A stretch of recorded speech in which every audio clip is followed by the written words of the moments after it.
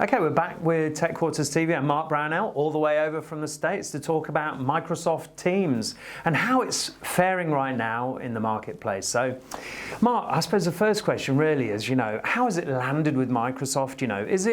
Is it replacing Skype? Has it replaced Skype now?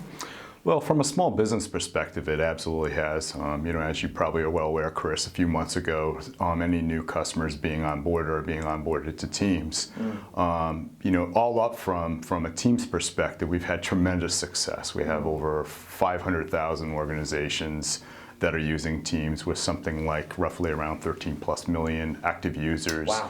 Today that are using it. One of the fastest growing segments is the SMB space. I was going to say, actually, SMB, obviously we're big into SMB, and what I'm interested in is what are the most used functions within Teams? What's resonating within the SMB area within Teams? First and foremost, I'd say probably chat and collaboration. If you think about it, it's a little corny in terms of the term that we use, but it really is a hub for teamwork. From a small business perspective, it just makes it very simple to be able to light up things like SharePoint Online and OneDrive for Business. Yeah. That's the first piece. The second piece is really meetings. Okay. Very simple. Comes with virtually any customer that's onboarded. They can take advantage of the meetings functions. Yeah, I agree. Now it's a de facto standard within TechQuarters, the meeting side of things.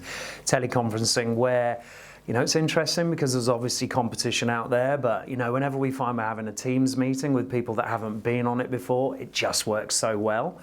But then if we have to join another meeting where we're using a competitive product, we're fumbling around and it's not quite landing as well, So, so on that note, actually, tell us a little bit about the competition, how maybe Microsoft's fending that off, Yeah, we've always had competitors in this space, but specific to the smaller biz space, in terms of commercial market, I'd say from a chat and collaboration side of things, it would be companies like Cisco and Slack. Cisco has always been a traditional competitor.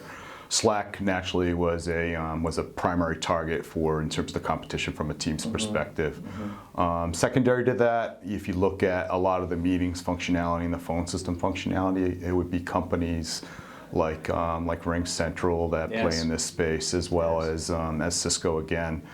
But and then from a meetings perspective, we're seeing a lot of competition from Zoom, from companies like Zoom. Yes, I've come across that a few times. Our preference definitely is Teams. It's just easier to use, we find. But it's interesting. Obviously, Office 365 now, we've passed the tipping point considerably in the market now. I think Microsoft, it's fair to say, has won that space.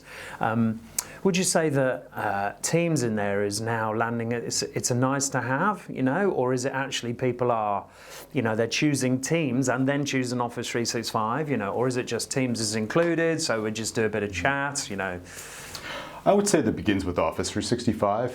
What I'm finding is that it is interesting that we're seeing a much higher uptake, I think, in the small business space with Teams than we did actually with Skype for Business Online, interestingly enough. And this is based upon a lot of the meetings that I've had with partners over the past year. As I've been focusing over the last year on small business partners, they typically have told me that it's interesting how they're seeing the adoption of Teams much more readily. A lot faster. Yeah, I think predominantly around the chat and the meetings, and also it's easier. It's a lot easier. It is. Yeah. Okay, good stuff. Love that. It's such a great product. So I think actually what we'll do is in the next episode we're going to talk about perhaps the future of Teams, what we're expecting coming out soon, and perhaps the 2-year plan. Look forward to speaking to you then.